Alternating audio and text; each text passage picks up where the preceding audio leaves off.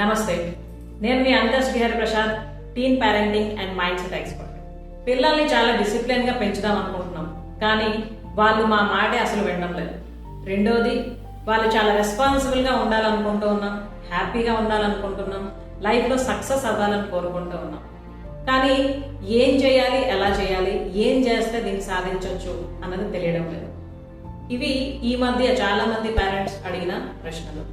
So friends, ఈ రోజు నేను ఈ వీడియోలో అసలు పిల్లలు డిసిప్లిన్ గా ఉండాలని మనం కోరుకుంటున్నా, మన మాట వాళ్ళు వినకుండా ఉండడానికి, ఇండిసిప్లిన్ గా ఉండడానికి కారణాలేంటి, అంతేకాకుండా ఏం చేస్తే పిల్లల్ని రెస్పాన్సిబుల్ గా, హ్యాపీగా అండ్ సక్సెస్ఫుల్ గా ఉండేటట్టు మనం చేసుకోవచ్చు అన్నవి తెలియజేయబోతున్నా.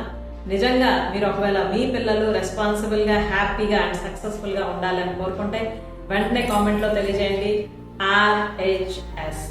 Yes, responsible, happy and successful. Type చేశారా? Okay, thank you. So now let's get started.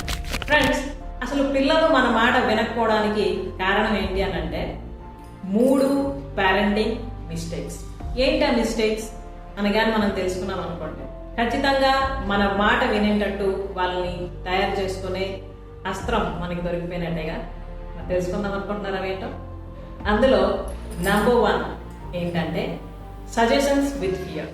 Yes friends, సాధారణంగా మనం పిల్లలకి సజెషన్స్ ఇస్తూ ఉంటుంటాం కదా, బట్ ఏ విధంగా ఇస్తూ ఉంటుంటాం ఒకసారి ఆలోచించండి. నువ్వు కరెక్ట్ గా చదవలేదనుకో, నెక్స్ట్ లెవెల్లో నువ్వు అనుకున్న సీట్ దొరకదు అని చెప్తూ ఉంటాం. అలాగే కొంచెం చిన్నపిల్లలు అనుకోండి, నువ్వు తినలేదనుకో బూచోడుకు పిలుస్తాను, లేదా అల్లరి చేసావనుకో హాస్టల్లో పడేస్తాను. ఇలా పేరెంట్స్ కామన్ గా చెప్తూ ఉంటుంటారు పిల్లలకి.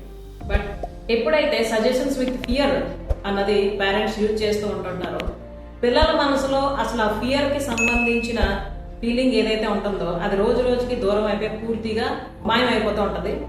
అండ్ పేరెంట్స్ కి సంబంధించిన విషయంలో కూడా వాళ్ళు పట్టించుకోవడం మానేస్తూ ఉంటుంటారు. అంటే పేరెంట్స్ మాటలు కూడా వాళ్ళు ఇంకా పట్టించుకోరు, సేమ్ రిపీట్ అవుతూ ఉంటుంటాయి కాబట్టి. So this is the first mistake.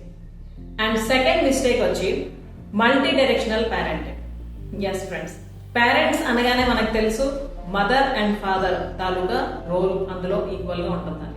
కానీ ఇక్కడ ఏమవుతూ ఉంటుంటదంటే, మదర్ తాలూకా పేరెంటింగ్ స్టైల్, ఆమె తాలూకా ఆలోచన విధానం ఒకలా ఉంటుంది, అండ్ ఫాదర్ తాలూకా ఆలోచన విధానం, అతని తాలూకా పేరెంటింగ్ స్టైల్ వేరే విధంగా ఉంటుంటుంది. ఎందుకంటే వాళ్ళు పుట్టి పెరిగిన వాతావరణం, వాళ్ళ పేరెంట్స్ వాళ్ళు పేరెంటింగ్ చేసిన విధానం, వీటన్నిటి తాలూకా ప్రభావం వల్ల వాళ్ళు డిఫరెన్సెస్ అన్నది వాళ్ళలో కనిపిస్తూ ఉంటుంటది.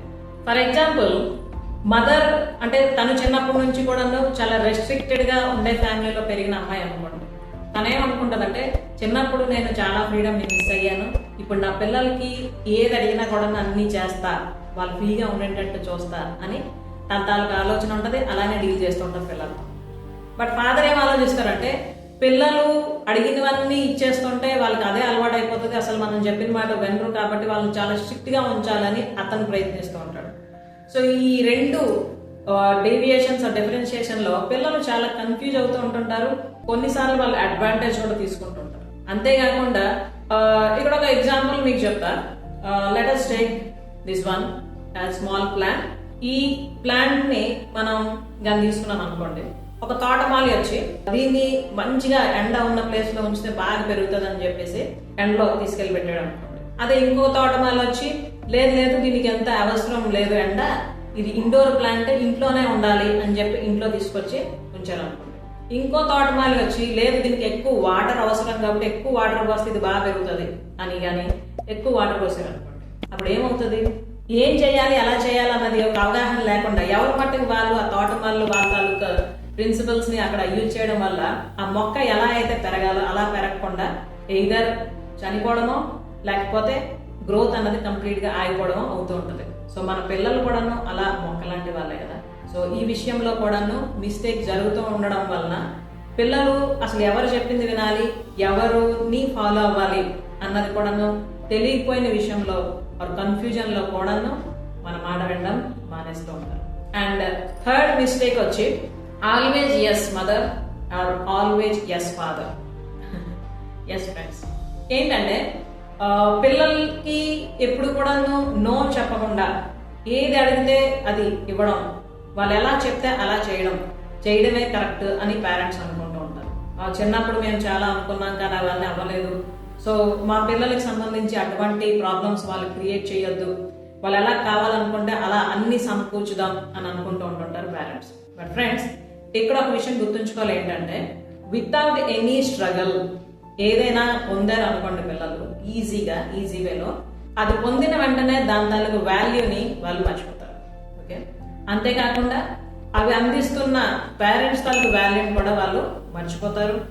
దాంతో పాటు ఏమనుకుంటారంటే ఇదా మా హక్కు, పొందడం మా హక్కు కాబట్టి మేము పొందుతూ ఉన్నాం, ఇంకా వాళ్ళ మాట వినేదేముంది అన్న ఉద్దేశం కూడా వాళ్ళకి వస్తూ ఉంటుంది.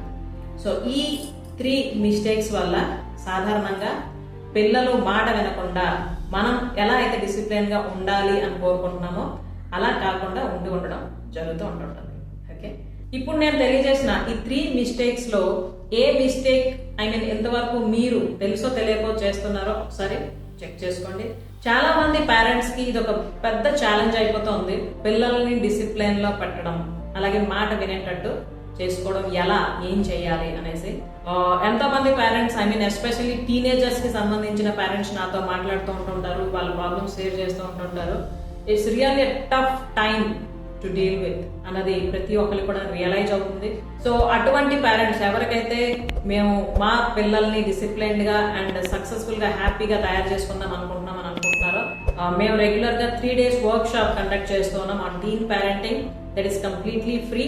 So if you are interested or if you are willing to learn, పిల్లల్ని ఎలా మనం మాట వినేటట్టు చేసుకోవాలి, అలాగే వాళ్ళు డిసిప్లైన్డ్ గా సక్సెస్ఫుల్ గా రెస్పాన్సిబుల్ గా హ్యాపీగా ఉంచేటట్టు చేయాలి అని అనుకుంటే డిస్క్రిప్షన్ లో రిజిస్ట్రేషన్ లింక్ ఇవ్వడం జరిగింది. ఆ లింక్ ని మీరు క్లిక్ చేసి రిజిస్టర్ చేసుకోవచ్చు ఈ 3 days వర్క్ షాప్ కోసం.